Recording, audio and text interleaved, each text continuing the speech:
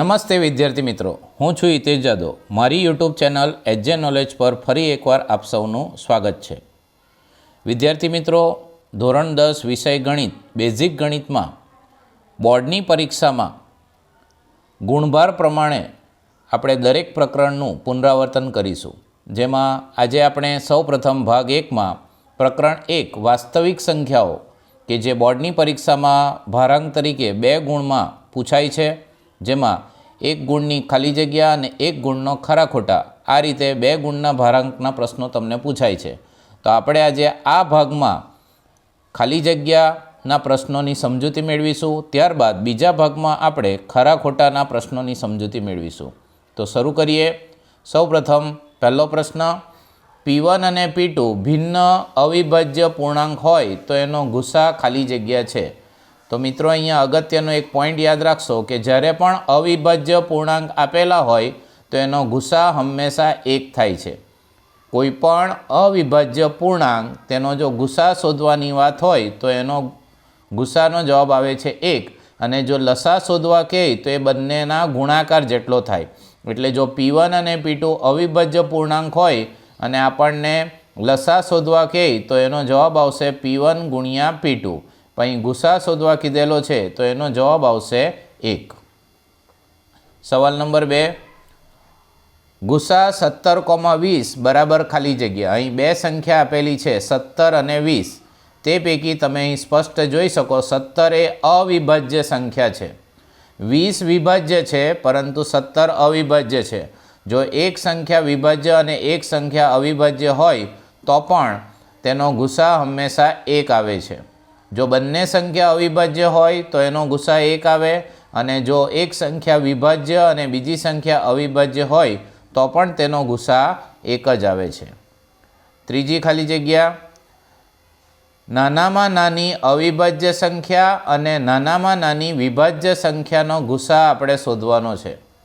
તો એના માટે આપણે જાણીએ છીએ કે નાનામાં નાની અવિભાજ્ય સંખ્યા છે 2 અને નાનામાં નાની વિભાજ્ય સંખ્યા છે 4। અવિભાજ્ય એટલે જેને ભાગી ન શકાય અને વિભાજ્ય એટલે જેને ભાગી શકાય।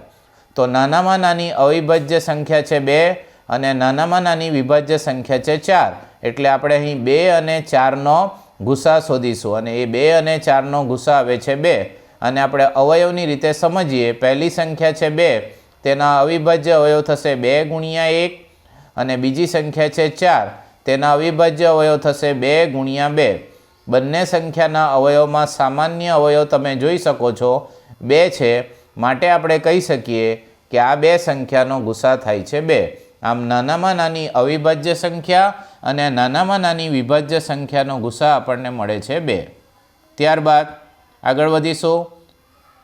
ખાલી જગ્યા નંબર 4, એક સંખ્યા આપણને આપેલી છે n બરાબર 2/3 ગુણ્યા 3/4 ગુણ્યા 5/4 ગુણ્યા 7 હોય તો nના અંતમાં શૂન્યોની સંખ્યા ખાલી જગ્યા છે। તો શૂન્યોની સંખ્યા એટલે 10નો ગુણક, અને 10ના અવિભાજ્ય અવયવ થાય છે 5 ગુણ્યા 2। એટલે સંખ્યાના અવિભાજ્ય અવયવમાં 5 અને 2 આ અંકોની સંખ્યા જેટલી વખત આવશે કોમન, તેટલા એના પાછળ શૂન્યો હશે। તો અહીં આપણે જોઈએ તો nની કિંમત તમને આપેલી છે 2/3 ગુણ્યા 3/4 ગુણ્યા 5/4 ગુણ્યા 7। તો તમે અહીં જોઈ શકો કે 2 3 વખત છે, જ્યારે 5 4 વખત છે। તો 5ને આપણે આ રીતે અવયવ રૂપે લખી શકીએ 5/3 ગુણ્યા 5/1। એટલે બંને સંખ્યામાં કોમન તરીકે જોવા જઈએ તો 2 3 વખત અને 5 પણ 3 વખત આવશે। એટલે કે આપણે લખી શકીએ 10/3 અને 10/3, એટલે આપણે કહી શકીએ કે શૂન્યોની સંખ્યા થશે 3। એટલે જેટલા 2 અને 5ના અંકોની સંખ્યા હશે તેટલા શૂન્યો આપણે આ સંખ્યામાં મૂકી શકીએ। ત્યારબાદ પાંચમી ખાલી જગ્યા, 2 સંખ્યાનો ગુસા આપણને આપેલ છે 8 અને લસા આપેલો છે 384, ગુણાકાર આપેલ છે 384 ને આપણે લસા શોધવાનો છે। તો જ્યારે પણ તમને 2 સંખ્યાનો ગુસા અને ગુણાકાર બંને આપેલું હોય ને તે પરથી લસા શોધવું હોય તો ગુણાકાર અને ગુસાનો સીધો ભાગાકાર કરવાનો। તો ગુણાકાર છે 384 અને ગુસા છે 8, તો 384ને આપણે 8 વડે ભાગીશું તો આપણને જવાબમાં મળશે 48. આમ લસા શોધવા માટે બે સંખ્યાના ગુણાકારને બે સંખ્યાના ગુસા વડે ભાગાકાર કરવો. એ જ રીતે જો આપણે ગુસા શોધવો હોય તો ગુણાકારને લસા વડે ભાગવું. કારણ શું છે? તો કારણ એક સામાન્ય સૂત્ર યાદ રાખશો કે બે સંખ્યાનો આપણે જે ગુણાકાર કરીએ, કોઈ પણ બે સંખ્યાનો આપણે જે ગુણાકાર કરીએ તે હંમેશા તેના લસા અને ગુસાના ગુણાકાર બરાબર થાય છે. બે સંખ્યાનો ગુણાકાર એ લસા અને ગુસાના ગુણાકાર બરાબર જેટલો થાય છે. આમ જો લસા શોધવું હોય તો બે સંખ્યાના ગુણાકારને આપણે ગુસા વડે ભાગીશું અને જો ગુસા શોધવું હોય તો બે સંખ્યાના ગુણાકારને આપણે લસા વડે ભાગીશું. આગળ વધીએ. ખાલી જગ્યા નંબર 6. અહીં ત્રણ સંખ્યાઓ પી, ક્યુ અને આર આપેલ છે અને ત્રણે ત્રણ અવિભાજ્ય છે અને આપણને એનો લસા શોધવા કીધેલ છે. તો અગાઉના ખાલી જગ્યામાં તમને જણાવ્યું તેમ જો અવિભાજ્ય સંખ્યા હોય તો એનો ગુસા હંમેશા 1 થાય અને લસા તેમના ગુણાકાર જેટલો થાય. તો આપણી પાસે ત્રણ અવિભાજ્ય પૂર્ણાંક છે પી, ક્યુ અને આર. એનો જો ગુસા શોધવો હોય તો 1 થાય પણ લસા તેના ગુણાકાર જેટલો થાય એટલે કે પી ગુણ્યા ક્યુ ગુણ્યા આર, જેને આપણે પી ક્યુ આર વડે દર્શાવી શકીએ. એટલે આ ખાલી જગ્યાનો જવાબ આવશે પી ક્યુ આર. આગળ વધીશું. ખાલી જગ્યા નંબર 7. અહીં એ બરાબર છે પી ક્યુનો વર્ગ, ત્યારબાદ બી બરાબર છે પીનો ઘન ક્યુ. એટલે અહીં બે સંખ્યાઓ આપેલ છે એ અને બી. તેમાં આપણને જણાવેલ છે કે પી અને ક્યુ એ અવિભાજ્ય સંખ્યા છે. હવે આપણે અહીં એ અને બીનો ગુસા પણ શોધવાનો છે અને એ અને બીનો લસા. તેના માટે આપણે આ બંને સંખ્યાના અવિભાજ્ય અવયવ પાડીશું.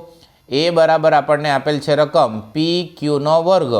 તેના અવિભાજ્ય અવયવ પાડીએ તો આપણે એમ લખી શકીએ પી ગુણ્યા ક્યુ, કારણ કે ક્યુની 2 ઘાત છે. અને બી બરાબર આપેલ છે આપણને પીનો ઘન ક્યુ એટલે પીની 3 ઘાત ક્યુ. એટલે અવયવ થશે પી ગુણ્યા પી ગુણ્યા ક્યુ. હવે આપણે ગુસા શોધીશું તો ગુસામાં જે સામાન્ય અવયવ તે લઈશું. તો બંનેમાં સામાન્ય અવયવ તરીકે છે પી, ત્યારબાદ બંનેના સામાન્ય અવયવ તરીકે છે ક્યુ.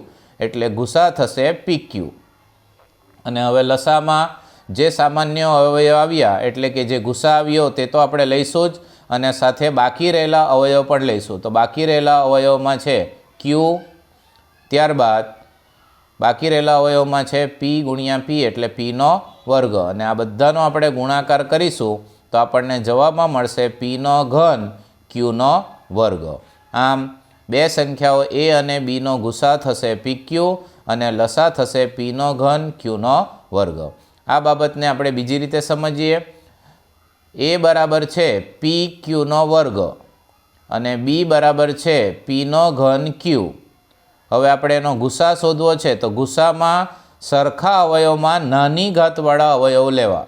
ગુસામાં સરખા અવયવમાં નાની ઘાતવાળા. તમે જોશો કે બંનેમાં પી અને ક્યુ સરખા છે.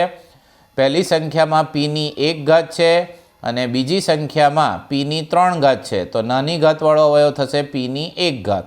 એ રીતે ક્યુની 2 ઘાત અને ક્યુ તેમાં નાની ઘાતવાળો અવયવ થશે ક્યુ. એટલે ગુસા આવશે પી ક્યુ. હવે લસામાં સામાન્ય અવયવમાં મોટી ઘાતવાળા અવયવ લેવાના. મોટી ઘાતવાળા તો પી અને પીમાં મોટી ઘાતવાળો અવયવ થશે પીનો ઘન અને ક્યુમાં મોટી ઘાતવાળો અવયવ થશે ક્યુનો વર્ગ. એટલે આ બે સંખ્યાનો ગુસા થશે પી ક્યુ અને લસા થશે પીનો ઘન ક્યુનો વર્ગ.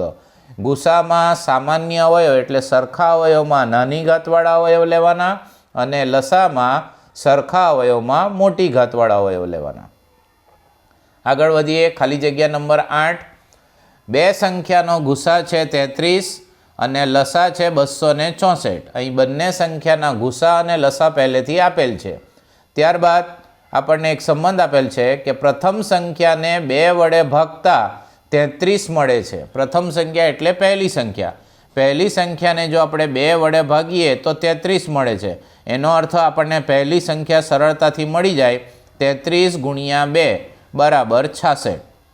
કારણ કે આપણને કીધેલ છે કે પહેલી સંખ્યાને જો 2 વડે ભાગીએ તો 33 મળે. એનો અર્થ કે પહેલી સંખ્યા શોધવા માટે 33 અને 2નો ગુણાકાર કરવો પડે. એટલે પહેલી સંખ્યા આપણને મળી ગઈ 66 અને હવે આપણે બીજી સંખ્યા શોધવાની છે. તો એ બીજી સંખ્યા શોધવા માટે આપણે સામાન્ય સૂત્ર સમજ્યા તે કે ગુસા અને લસાનો ગુણાકાર એ 2 સંખ્યાના ગુણાકાર જેટલો થાય. 2 સંખ્યાઓ એટલે પહેલી સંખ્યા ગુણ્યા બીજી સંખ્યા. તે પૈકી પહેલી સંખ્યા તો આપણને મળી ગઈ. કઈ રીતે મળી? 33 ગુણ્યા 2 એટલે કે 66. હવે આપણી પાસે 2 સંખ્યાઓના ગુસા અને લસા છે. ગુસા છે 33 અને લસા છે 264.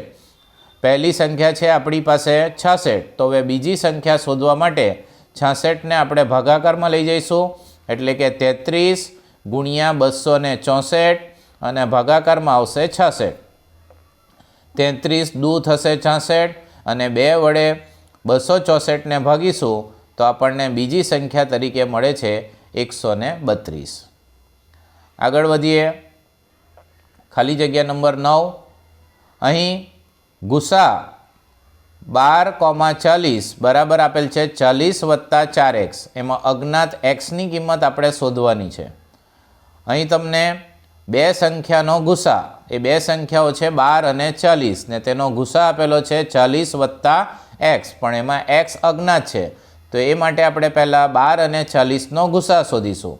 તે માટે આપણે પહેલાં 12ના અવિભાજ્ય અવયવ પાડીશું. તો 12ના અવિભાજ્ય અવયવ કયા થશે? 12ના અવિભાજ્ય અવયવ થશે 2 ગુણ્યા 2 ગુણ્યા 3, જેને આપણે ઘાત સ્વરૂપે આ રીતે લખી શકીએ 2નો વર્ગ ગુણ્યા 3. 2 દુ 4, 4 તાલી 12. હવે બીજી સંખ્યા છે 40. તો હવે 40ના અવયવ થશે 2 ગુણ્યા 2 ગુણ્યા 2 ગુણ્યા 5, જેને ઘાત સ્વરૂપે આપણે લખી શકીએ 2ની 3 ઘાત ગુણ્યા 5. આમ 12ના અવયવ થશે 2નો વર્ગ ગુણ્યા 3 અને 40ના અવયવ થશે 2નો ઘન ગુણ્યા 5. હવે એનો ગુસા, તો ગુસામાં સામાન્ય અવયવમાં નાની ઘાતવાળા અવયવ લેવાના. તો સામાન્ય અવયવમાં છે 2, જેમાં 2ની 2 ઘાત અને 2ની 3 ઘાત. તે પૈકી નાનો ઘાતવાળો અવયવ થશે 2ની 2 ઘાત અને 2ની 2 ઘાતનો અર્થ થશે 4. એટલે કે 12 અને 40નો જે ગુસા છે એ થશે 4. 12 અને 40નો ગુસા આપણને મળે છે 4. તો હવે આપણે ગણતરી આ રીતે કરી શકીએ. ગુસા આપણને મળી ગયો 4 અને રકમમાં આપણને ગુસા આપેલ છે 40 વત્તા 4x. તો આપણે એમ લખી શકીએ કે 40 વત્તા 4x બરાબર 4. અને હવે આ સમીકરણનું સાદુરૂપ આપવા માટે આપણે 40ને જમણી તરફ લઈ જઈએ એટલે ચિહ્ન બદલાશે. એટલે આપણે લખી શકીએ 4x બરાબર 4 માઇનસ 40. માટે આપણે લખી શકીએ કે 4x બરાબર 4માંથી 40ને બાદ કરીએ તો જવાબ આવશે -36. 4 ગુણાકારમાં છે તો હવે એને ભાગાકાર એટલે છેદમાં લઈ જઈશું. તો -36ના છેદમાં 4. -36ને 4 વડે ભાગીએ 9 ચોક 36 તો જવાબમાં આવશે -9. એટલે આપણે કહી શકીએ કે x બરાબર -9. આગળ વધીએ. ખાલી જગ્યા નંબર 10. 2 અવિભાજ્ય સંખ્યા 5 અને 7 તેનો ગુસા અને લસાનો તફાવત શોધવાનો છે. તફાવત એટલે ગણિતની રીતે બાદબાકી. તે માટે આપણે આ બંને સંખ્યાનો ગુસા શોધીશું. અહીં સ્પષ્ટ છે કે 5 અને 7 બંને અવિભાજ્ય સંખ્યા છે. અને આગળ જણાવ્યું તેમ અવિભાજ્ય સંખ્યા હોય તો એનો ગુસા હંમેશા 1 મળે. અવિભાજ્ય સંખ્યાનો ગુસા 1 મળે અને લસા તે 2 સંખ્યાના ગુણાકાર જેટલો થાય. તો લસા 5 ગુણ્યા 7 બરાબર 35 થશે. આ બંને સંખ્યા અવિભાજ્ય હોવાથી એનો ગુસા થશે 1 અને લસા બંને સંખ્યાના ગુણાકાર જેટલો થાય. હવે આપણે આ બંનેનો તફાવત શોધીશું. તફાવત એટલે બાદબાકી. તો લસાનો જવાબ છે 35 અને ગુસાનો જવાબ છે 1. તો આપણે 35માંથી 1 બાદ કરીશું તો આપણને તફાવતનો જવાબ મળશે 34. આગળ વધીશું. ખાલી જગ્યા નંબર 11. 2 ક્રમિક ધન પૂર્ણાંક સંખ્યાનો ગુણાકાર હંમેશા ખાલી જગ્યા વડે વિભાજ્ય હોય. તો એનો જવાબ એક નિયમ તરીકે હંમેશ માટે યાદ રાખજો કે જ્યારે પણ 2 ક્રમિક ધન પૂર્ણાંક હોય અને એનો ગુણાકાર આપણે કરીએ તો એ હંમેશા 1 તથા 2 વડે વિભાજ્ય હોય. કારણ કે ગુણાકાર કાં તો અવિભાજ્ય આવશે કાં તો વિભાજ્ય આવશે. એટલે એકી કાં તો બેકી સંખ્યા આવશે. અવિભાજ્ય અને વિભાજ્ય કરતાં આપણે યાદ રાખીશું ક્યાં તો એકી સંખ્યા આવશે કાં તો બેકી સંખ્યા આવશે, એટલે આપણે એ સંખ્યા 1 વડે તથા 2 વડે વિભાજ્ય હશે. આગળ વધીએ. ગુસા 24,20 બરાબર 3x વત્તા 1, તો અજ્ઞાત xની કિંમત શોધવાની છે. અગાઉ પણ આપણે આવી એક ખાલી જગ્યા કરી ગયા. અહીં 24 અને 20નો ગુસા એ 3x વત્તા 1 આપેલ છે, જેમાં x અજ્ઞાત છે. તો સૌપ્રથમ આપણે 24 અને 20ના અવિભાજ્ય અવયવ પાડીને એનો ગુસા શોધીશું. 24ના અવયવ આપણે પાડીએ તો આપણે લખી શકીએ 2 ગુણ્યા 2, કારણ કે 2 ગુણ્યા 2 4 થશે, 4 ગુણ્યા 2 એટલે 8 થશે, અને 8 ગુણ્યા 3 એટલે 8 તાલી 24. 20ના અવિભાજ્ય અવયવ થશે 2 ગુણ્યા 2 ગુણ્યા 5. તો તમે જોઈ શકો 24ના અવિભાજ્ય અવયવને જો આપણે ઘાત સ્વરૂપે લખીએ તો એમ લખી શકાય 2ની 3 ઘાત ને ગુણ્યા 3, અને 20ના અવયવને લખી શકીએ 2ની 2 ઘાત ગુણ્યા 5. તો ગુસામાં સામાન્ય અવયવમાં નાની ઘાતવાળા અવયવ લેવાના. તો નાની ઘાત એટલે 2ની 2 ઘાત ને 2ની 2 ઘાત એટલે થશે 4. તો અહીં 24 અને 20નો ગુસા થશે 4, અને આપણને ગુસા આપેલ છે 3x વત્તા 1. તો આપણે સમીકરણ બનાવી શકીએ 3x વત્તા 1 બરાબર 4, કારણ કે ગુસા 4 છે. પ્લસ 1ને જમણી તરફ લઈ જઈશું એટલે 3x બરાબર થશે 4 માઇનસ 1, એટલે 3x બરાબર થશે 3. અને હવે 3ને આપણે છેદમાં લઈ જઈશું એટલે x બરાબર 3ની છેદમાં 3, ને 3નો 3 વડે ભાગાકાર કરીએ તો આપણને જવાબમાં મળે છે 1. આમ આપણે કહી શકીએ કે x બરાબર 1. આગળ વધીએ. 13મી ખાલી જગ્યા કે જેમાં a વર્ગ નામની એક સંખ્યા છે અને એને 6 વડે ભાગતા શેષ ખાલી જગ્યા રહે. તો અહીં પણ એક નિયમ તરીકે યાદ રાખજો કે કોઈ પણ સંખ્યાને a વર્ગ વડે ભાગીએ તો આપણને જવાબમાં એટલે શેષમાં 0, 1, 3 કે 4 જ મળે છે. એટલે a વર્ગને આપણે 6 વડે ભાગીએ તો આપણને જવાબમાં શું મળે છે? 0, 1, 3 કે 4. આગળ વધીએ. ખાલી જગ્યા નંબર 14. નાનામાં નાની અવિભાજ્ય સંખ્યા અને નાનામાં નાની વિભાજ્ય સંખ્યાનો લસા શોધવાનો છે. તો એના માટે આપણે અગાઉ સમજ્યા તેમ નાનામાં નાની અવિભાજ્ય સંખ્યા છે 2 અને નાનામાં નાની વિભાજ્ય સંખ્યા છે 4. હવે આપણે એનો લસા શોધવાનો છે. તો પહેલી સંખ્યા છે 2, તેના અવિભાજ્ય અવયવ થશે 2 ગુણ્યા 1. બીજી સંખ્યા છે 4, તેના અવિભાજ્ય અવયવ થશે 2 ગુણ્યા 2, એટલે કે 2ની 1 ઘાત અને 2ની 2 ઘાત. તો લસા શોધવાનો છે તો મોટી ઘાતવાળા અવયવ લેવા, એટલે 2ની 2 ઘાત અને 2ની 2 ઘાત એટલે જવાબ આવશે 4. જો ગુસા શોધવાનો હોય તો જવાબ આવે છે 2. આગળ વધીશું. સવાલ નંબર 15 ખાલી જગ્યા નંબર 15. એક અવયવ વૃક્ષ આપેલ છે જેમાં x અને y અજ્ઞાત છે અને આપણે x વત્તા yની કિંમત શોધવાની છે. x વત્તા y એટલે x અને yનો સરવાળો. તો આ અવયવ વૃક્ષમાં આપણે x અને yની કિંમત શોધીશું. તો નીચેથી આપણે ઉપર જઈએ તો આપણને કિંમત સરળતાથી મળી રહી. તમે અહીં જોઈ શકો કે 14ના અવિભાજ્ય અવયવમાં આપણને આપેલો છે એક અવયવ આપેલ છે y અને બીજો અવયવ આપેલ છે 7. તો આપણે 7ને કેટલા વડે ગુણીશું તો 14 મળે. તો 7ને જો આપણે 2 વડે ગુણીએ તો 14 મળે. એનો અર્થ કે yની કિંમત આપણને મળે છે 2, એટલે y બરાબર થઈ ગયા 2, કારણ કે 14ને 7 વડે ભાગીએ. અને હવે xની કિંમત જાણવા માટે આપણને xના અવિભાજ્ય અવયવ આપેલા છે 2 અને 14. તો 2 અને 14નો ગુણાકાર કરીએ જે થશે 28, એટલે આપણને xની કિંમત મળે છે 28 અને yની કિંમત આપણને મળે છે 2. અને હવે આપણે x વત્તા y શોધવાનું છે. તો 28 વત્તા 2 એટલે આપણને જવાબમાં મળે છે 30. એના બદલે x માઇનસ yની કિંમત, x ગુણ્યા yની કિંમત, x ભાગ્યા yની કિંમત આ રીતે પણ પૂછી શકે. તો સૌ પ્રથમ આપણે x અને yની કિંમત શોધીશું અને ત્યારબાદ આપણને જે મુજબ ગણતરી માંગેલી હોય તે પ્રમાણે આપણે જવાબ શોધી શકીએ. આમ મિત્રો, આ ભાગમાં આપણે પ્રકરણ 1 વાસ્તવિક સંખ્યાઓના હેતુલક્ષી પ્રશ્નોમાં ખાલી જગ્યાની સમજૂતી મેળવી, જે બોર્ડની પરીક્ષામાં તમને 1 ગુણમાં પૂછાય જ છે ફરજિયાતપણે. હવે આપણે બીજા ભાગમાં હેતુલક્ષી પ્રશ્નો તરીકે ખરા ખોટા જે આ જ પ્રકરણના આપણે સમજીશું. એટલે સતત આ ચેનલ સાથે જોડાતા રહો, જેને કારણે તમે બોર્ડની પરીક્ષાનું પુનરાવર્તન ખૂબ સહેલાઈથી અને સરળતાથી કરી શકો અને સારામાં સારા માર્ક મેળવી શકો. Thank you.